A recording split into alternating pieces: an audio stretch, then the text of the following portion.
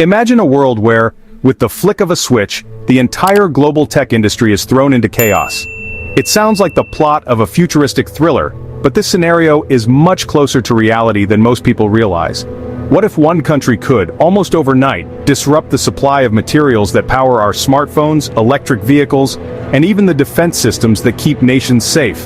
The truth is, we're already living in that world, and the switch is in China's hands. This isn't some distant hypothetical threat. In fact, it's already happened before. Back in 2010, Japan, a global tech powerhouse, found itself at the mercy of China's rare earth dominance. The US, with its own heavy reliance on these critical minerals, could easily be next in line. The story of rare earths is a cautionary tale, and it's one that's playing out in real time. But what exactly are rare earths, and why do they matter so much? Despite the name, rare earth elements aren't actually all that rare in the Earth's crust. You can find them scattered across the globe, from the deserts of Australia to the mountains of the United States. The real challenge isn't finding them, it's getting them out of the ground, separating them from other minerals, and refining them into a usable form. This process is complex, expensive, and often environmentally damaging. That's where China comes in. Over the past few decades, China has invested heavily in rare earth mining and processing infrastructure. Today, it controls more than 60% of global rare earth production and an even larger share of the world's refining capacity. This dominance didn't happen by accident. It was the result of deliberate government policy, strategic investments, and a willingness to bear the environmental costs that other countries shied away from.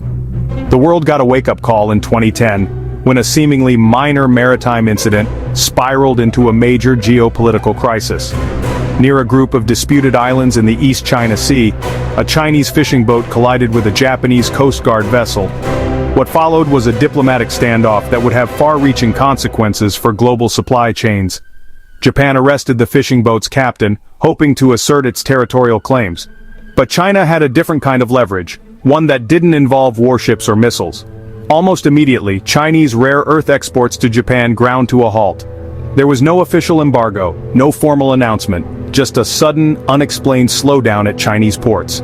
Shipments that Japanese companies depended on were delayed indefinitely, and the message was clear: mess with China, and your supply of critical materials could disappear overnight. The impact was immediate and dramatic.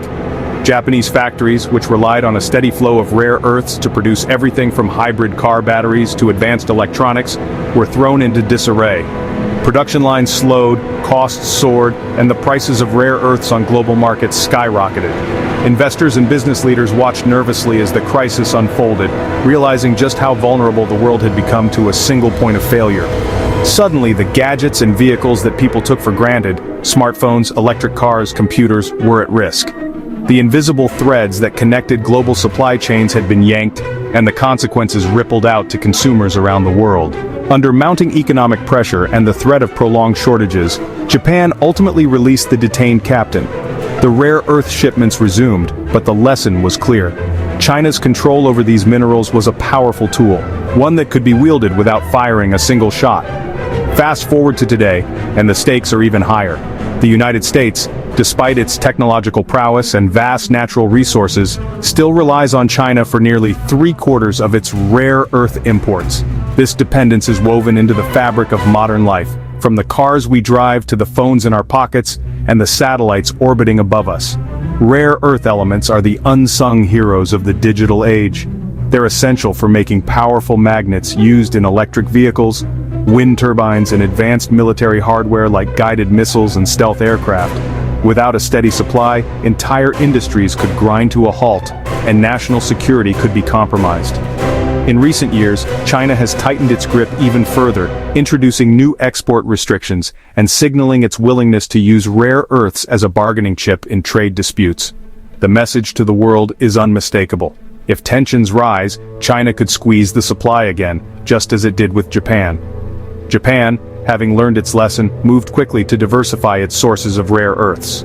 The government invested in stockpiles, forged new trade partnerships with countries like Australia and Vietnam, and encouraged domestic companies to develop alternative technologies that use fewer rare earths.